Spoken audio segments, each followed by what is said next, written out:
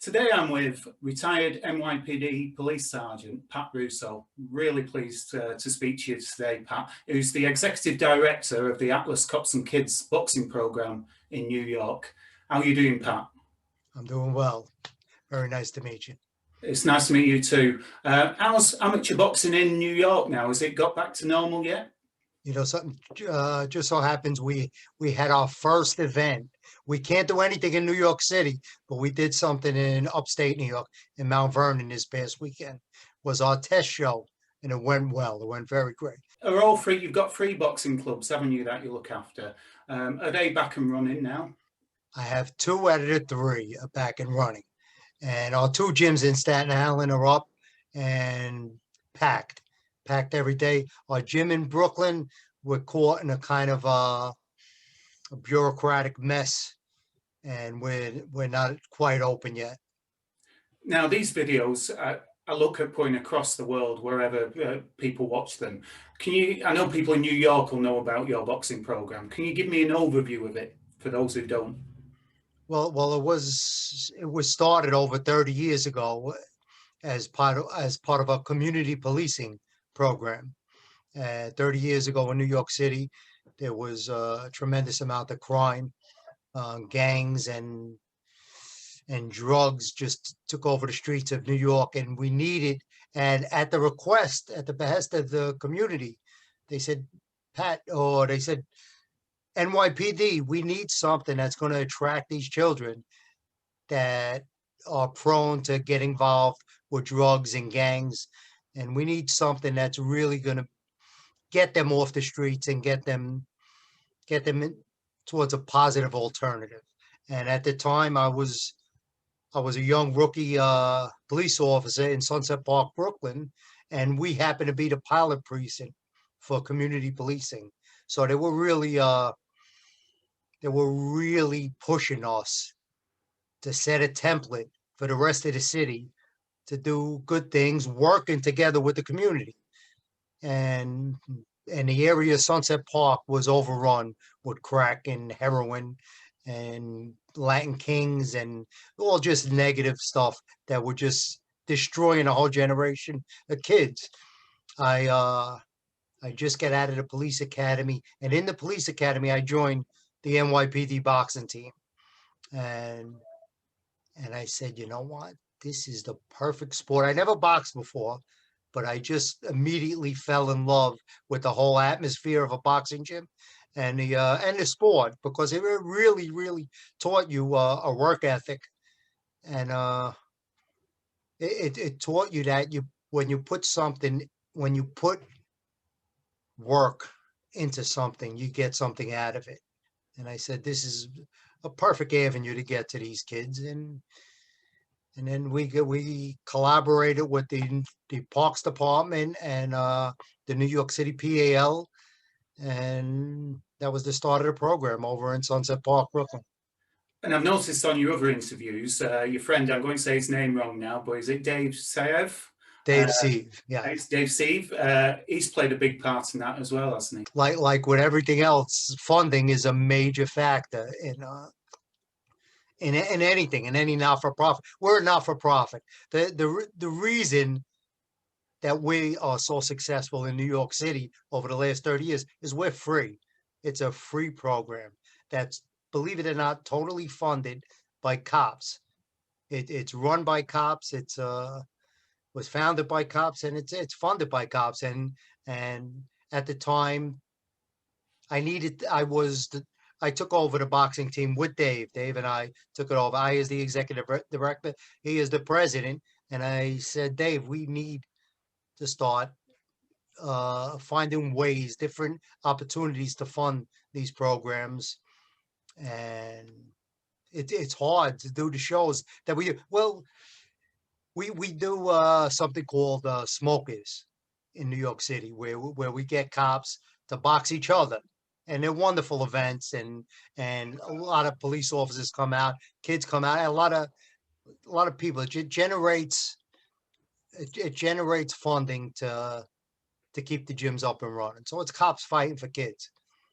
And where these clubs are, Pat, what are the neighbourhoods like? And I know you wanted to open one in Brownsville recently, didn't you? Yeah, Tough neighbourhoods, we aren't really I tried real hard to get one in Brownsville. We have one in Flatbush, Brooklyn, and Brownsville's pretty close. A lot of the kids come to the one in Flatbush, but it would be so much. It would be so much more convenient for the kids of Brownsville if we could open up a gym there. They're all tough neighborhoods that have they're all overrun with crime, and and it's not the kids that are calling me to open up programs. It's the parents of these children that are calling, and only because they're fighting for their kids' lives. If their kids are on the street and they're not in a positive environment, what's going to happen? They're going to get in trouble. They're going to get hurt. And what do you say to these parents about the benefits of boxing? Well, what it will do for their children? I don't even have to say it to them. They say it to me. They say, I just want my kids around positive people in a positive environment. I don't care if they ever box. And that's one of the things is it's a boxing program, but it's really not a boxing program. We use boxing as that carrot on a stick to get to those kids that want to be perceived as tough. And boxing is a combat sport. So they feel they could put a cops and kids jacket on and walk around these rough neighborhoods, and the same tactics that the Bloods and the Crips use, that they for these kids, that they want to be part of something, and why not be part of something that's really positive? That's why I was really interested in speaking to you, Pat, because I'm a coach in England, Yeah. and your mentality is very like mine. My interest is in the boxing clubs. You know, when they go on to be successful boxers, that's the cherry on the top. But Yep. it's more about making them people and the benefits and friendships in boxing clubs, isn't it? No, that's what it's about. And now we have wonderful kids that have made it in the boxing world, and now they're paying it forward. We have a kid that's fighting his butt off to get into the Olympics. A Brownsville kid, Bruce Carrington, and Yeah, I interviewed Bruce. What a fantastic role model that young man is. that's what I mean. Now, if that kid from Brownsville, whose brother was killed, um, Well, totally senselessly. he's a role model to me because he's got every excuse to be angry with the world. Yep. Yep. He's put so much effort, and I've interviewed other young boxers in New York. They've looked up to Bruce. And a perfect example of how he knows how to speak to kids, to young kids, to put them in the right direction, because he had every opportunity to go bad, and thank God he had a solid family backing him at home. Like he didn't have a helicopter mother. He had an Apache helicopter mother that was on top of him 24 hours a day, which is important. And a lot of our kids don't have that. And you know what we become, or actually our coaches become, because like you, our coaches, they do God's work, and you know them, you're around them every day. They're rough around the edges, but they are just wonderful, wonderful people that become that helicopter parent to the kids, because they're with them 2-3 hours a day in the gym, and besides that, they're on the phone with them at night when they need a shoulder to lean on, when they need advice on about a job interview. They become that replacement. I noticed that in the film Counterpunch. You've got Yes. Chris Colbert, haven't you? Primetime Chris Colbert, who's doing amazingly well as a professional. With his coach, he looks at him as a real father figure, doesn't he? 1,000%. That's Coach Sosa, and Coach Sosa, because we're doing this so long, 30 years. Sosa was a kid in our Sunset Park, our original program. He was a boxer in the program. So he came up and he had a helicopter father that said, no, you're going to box. You're going to go to the gym. And that's where you're going to, after school, you're going to go there every day. So I know you're not in the streets and you're not thinking about selling drugs or getting involved with the Latin Kings or the MS-13. He says, you're going to be in the boxing program. And he is a perfect example of what a boxing coach is. Not just a great boxing coach is what he's become. He's that foster parent to all those kids in our Brooklyn gym. Yeah, there's so many to name, isn't there? Nikita Barbie, he's come through your Nikita, system. Bobby, yeah. We And love watching him in the UK because he's with DAZN and Matchroom, yeah, so we get to see him. And Richardson, Rashad, there's so many. Bruce, obviously, we've mentioned. Rishabh yeah, Mati, he's Rashad Mati's another one with Madrid. Eddie Hearn really is doing great things for our kids, and I appreciate it. I need to give him a shout out. also in the clubs. You have a reward scheme, don't you? I like that you do the grade average where they get rewards, and that affects the boxing and things like that. Yeah. If you could explain that. Well, that's something that I kind of stole from Mike Bloomberg. Mike Bloomberg wanted to do a thing in the New York City Department of Education where he gave kids a monetary reward for doing well in school. And so I said, any kid that gets over a 90 average on any report card is going to get a $50 bill. And you know our kids, how competitive they are, and how if you put a reward out there, they're going to actually strive for it. And you can't believe how many $50 bills were handed out And each how marking tough is period. it getting them into that mentor room, or is it not too bad?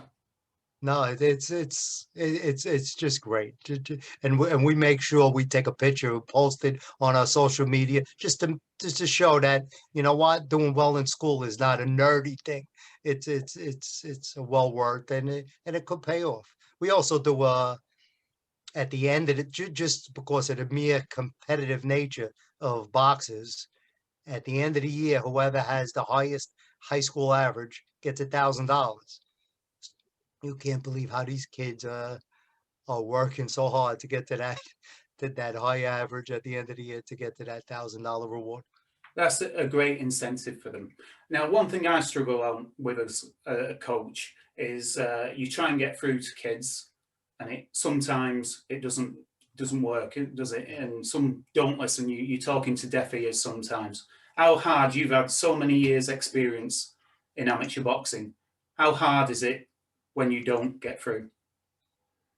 This is the serenity prayer that's on my desk, and I have to read it every day because sometimes we don't get through to some kids and we lose them to the streets. And you have to be able to accept that, because accept the things that you cannot change. But we really don't accept it, but we try. We try it because they, as a father, I'm not sure if you have children of your own, but you know, if you lose a kid, it's got to be the worst thing in the world. And when we lose, and we lost kids to the streets, and it's just devastating. Now, the program sounds vital to me, not just connecting troubled kids with police officers, but also the other way around, police officers with them and understanding them. I'm a police officer in England, so I do get that. How important is it for you, that side of the program? That was the main reason. It just broke my heart that the poor relationship between police officers and inner city youth, and what's going on today in America, in New York City, and in America is outrageous. That that police are being villainized in uh in the news media. It just doesn't make any sense, because I come to work in Flatbush, Brooklyn every day, and probably 99% of my customers and my fellow workers are minorities, and they come to me every day and they go, what's going on? When we came to this country for land of the free and home of the brave, and because it's just such a wonderful place.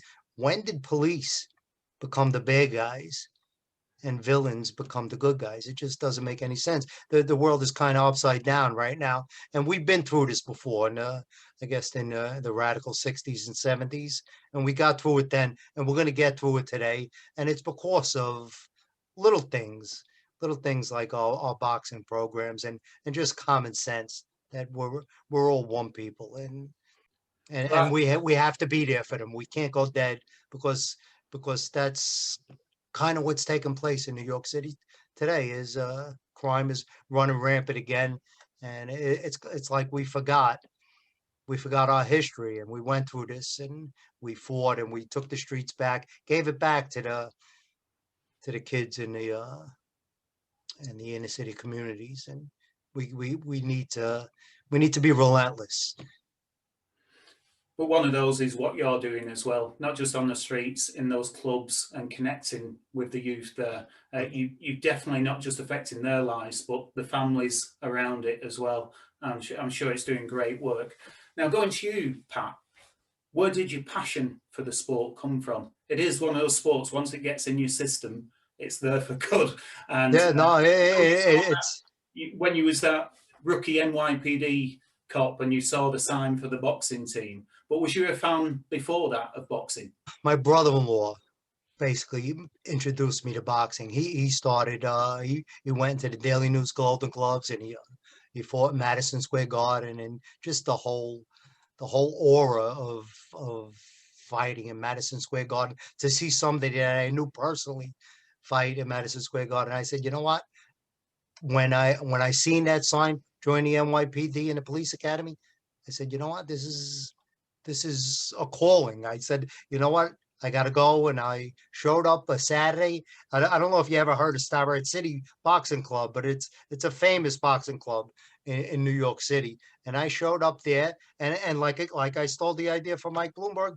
I looked at that gym, which is on Pennsylvania Avenue in Brooklyn, in the heart of a rough neighborhood in Brooklyn, and I seen the NYPD team boxing there, training with kids from the Starrett City housing development. And I said, wow, what a friggin' great environment. And Jimmy Alfaro was the leader of that program, and he was a real dapper guy that ran the program, would always be in a fedora and always dressed nice. And when he spoke, those kids jumped, and they knew they had to follow his directions. And I said, you know what, this is. And when I went to the 7-2, now I'm hearing things from these professors that we're sitting down with, that are training us how to be community police officers. And it was all common sense. What they told us was work with the community, figure out what the needs are in that community. And I said, we need a boxing program, only because of the passion, because I started boxing and I seen just people around me, how it kept them on the right track.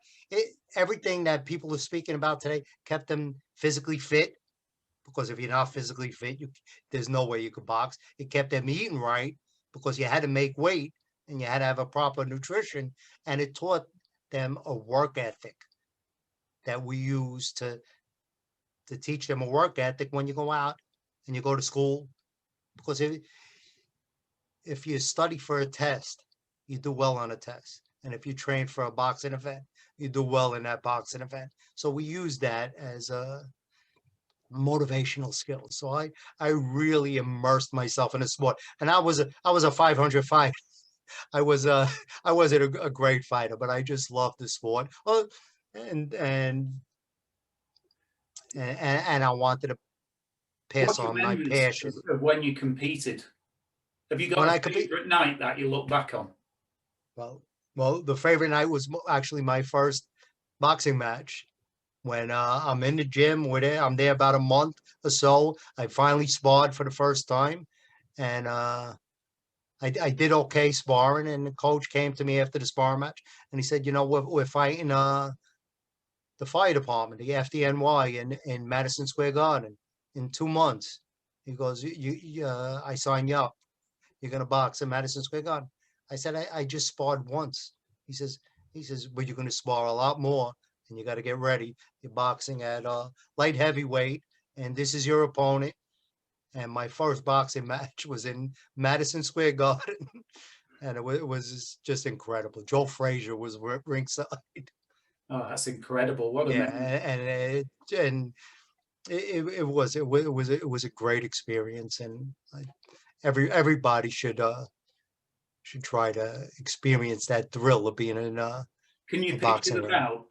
Can you relive it like it was? I relive it. Yes, I could absolutely relive it. It's just a great event, and then we went on. The NYPD is, I guess it's the notoriety of it.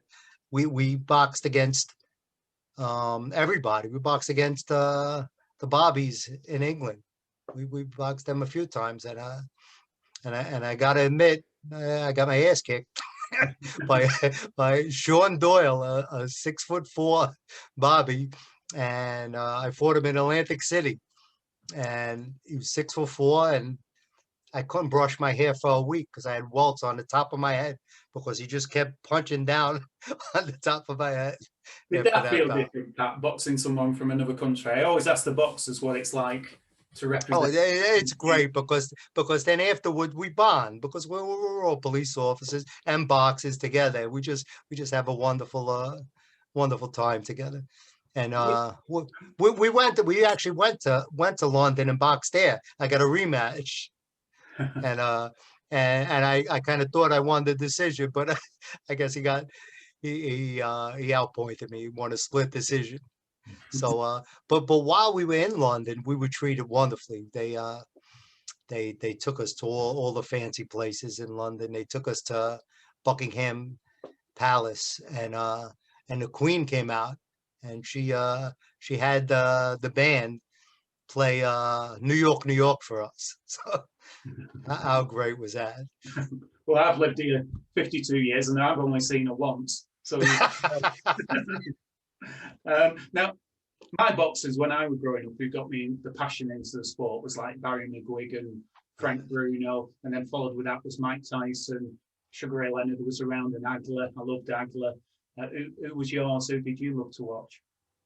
Well, Sugar Ray Leonard was one of my favorite boxers, only because if you looked at his eyes, you seen the focus, because it's so important to focus and read your opponent. It's like a chess match, and you seen the thoughts going through his head to try to find a weakness and try to exploit that. I love Sugar Ray Leonard. I was that kid on a Saturday when in America we had Wide World of Sports, and it would be the USA versus the world, and they would have amateur boxing on every Saturday afternoon, and it would be USA versus England, USA versus Cuba, USA versus Russia, and that's when boxing was at its pinnacle. Now, amateur boxing, what's the state of it in New York now? And I've just watched the national championships where I watched Bobby Pettigrew who's from New York, Bobby. and a few other fighters, and the standard was really high. Mari Jones, who won Boxer of the Tournament, fantastic talent. And they always say amateur boxing is not as strong in America as it used to be, but that's not what I've just watched. Have you got the same impression? Is it growing again? It's always going to be there. I wish it would grow. Well, our ambition is to once again get to a boxing gym, a free amateur boxing gym in each of the 5 boroughs of New York City. We only have 2 boroughs covered right now. We're attempting to get one. We just met with a person in Queens, and it looks like we may have a potential spot. But my main focus, and was one of our best gyms, was over in the Bronx, New York, which is where we want to open again. Only because exactly what you just said. But boxing has sort of declined a little, but I think it has the potential to come back again.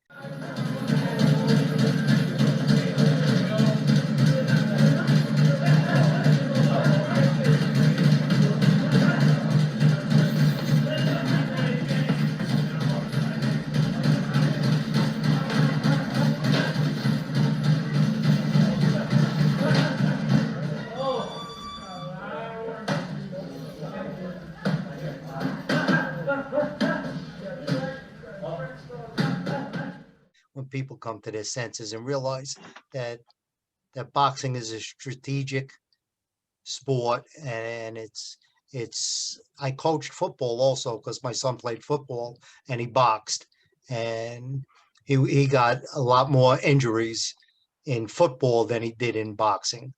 And the main reason for that is football. He was 160 pounds and he was going against people that were 250, 300 pounds.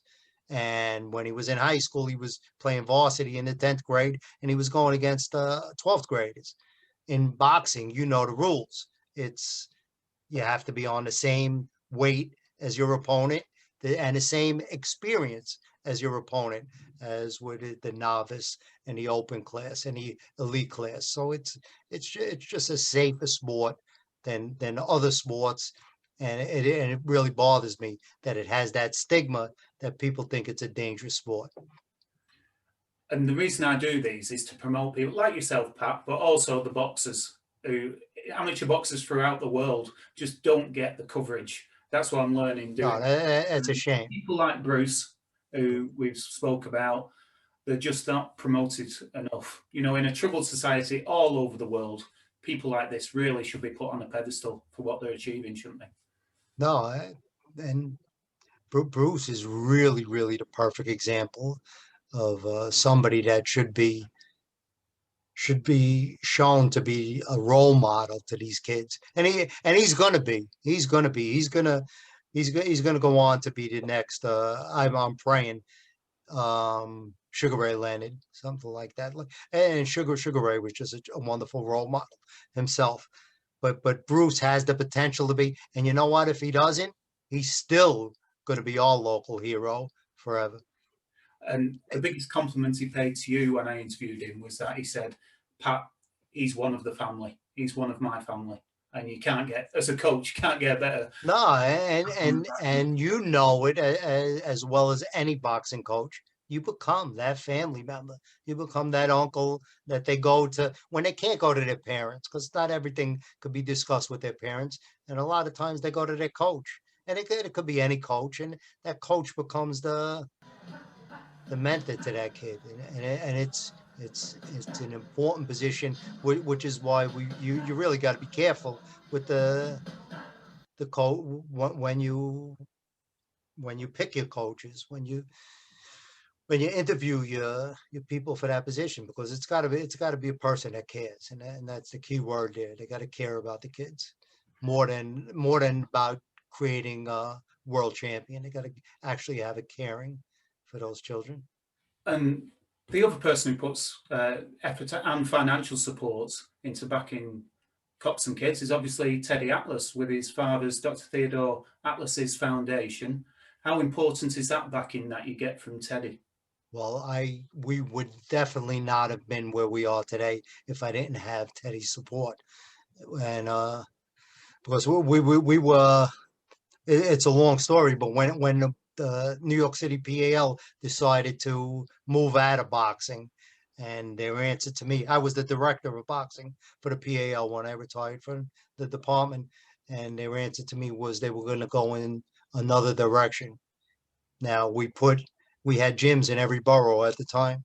We put over 1,000 kids in the street, and probably the most needy at-risk kids. So I went to Teddy, and Teddy was a little reluctant in the beginning because his foundation does helps people that are in medical need mostly. And then after we sat down for quite a few hours and discussed it, he says, "You know what, Pat?" He goes, "These kids, boxing is like the medical need, the medicine for the ills that affect society. Boxing can be the medicine to get to the most at-risk kids throughout New York City. And it's not the penicillin, it's not the cure-all, but it definitely, if you speak to any kid that wins a fight and they're being interviewed after the fight, the common denominator that every kid will tell you is, if it wasn't for boxing, I'd be on the streets, I'd be in jail, or I'd be dead." And it's not hyperbole. They're serious. because the streets are rough. And if it wasn't for Teddy and his foundation, there's no way I would have been able to do it on our own as just the NYPD boxing team. And the other people I always think deserve a shout out, because I know I could never be a head coach. The amount of time and commitment that goes into running it, people don't understand, do they?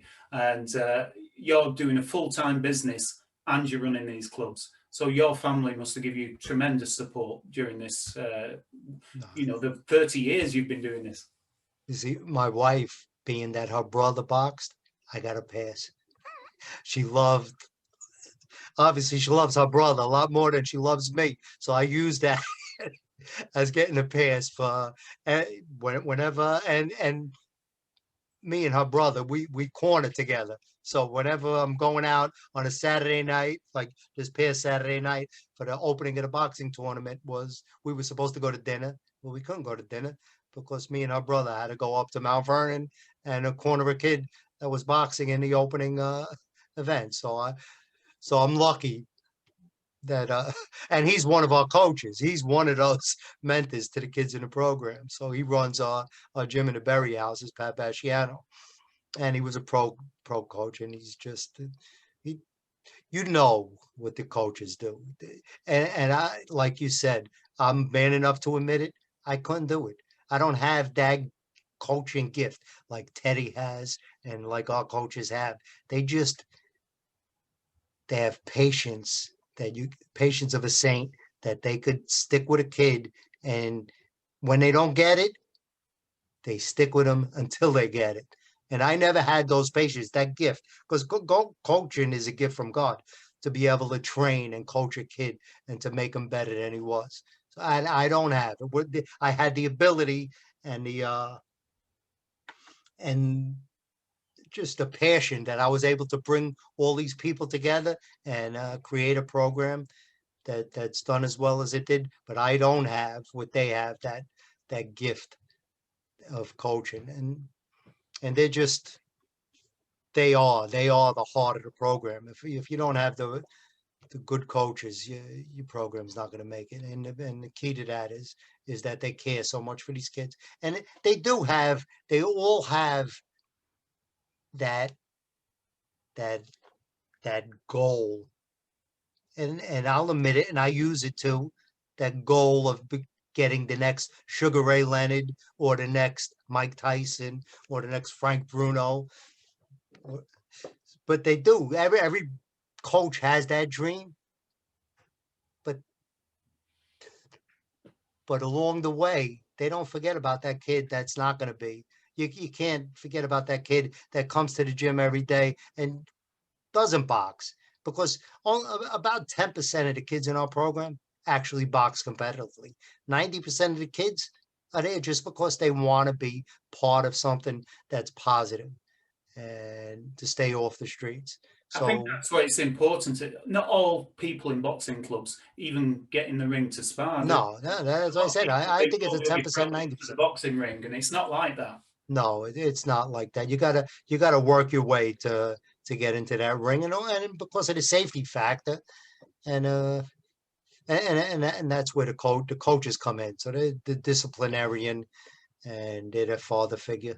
Final question for you, Pat.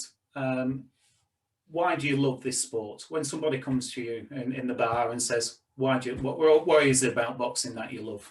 I couldn't tell you. I don't know if I could articulate it, but what you know and what I know, what every person involved in boxing knows, is it's kind of a good drug, and once it gets in your bloodstream, you can't get it out.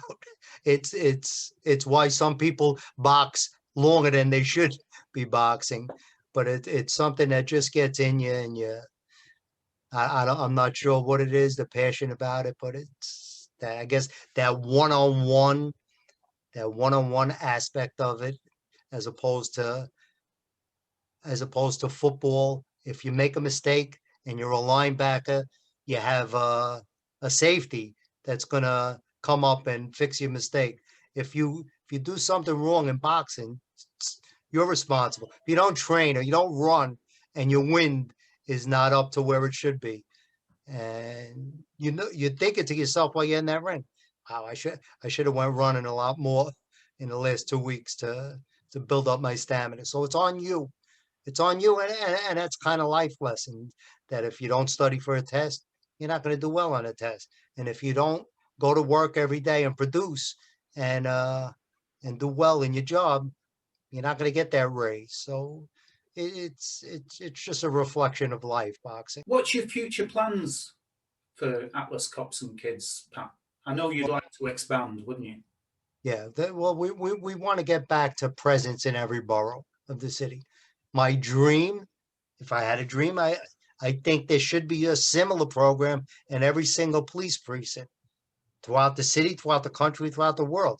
Just and it doesn't even have to be a boxing program. It could be a football program. It could be a basketball program.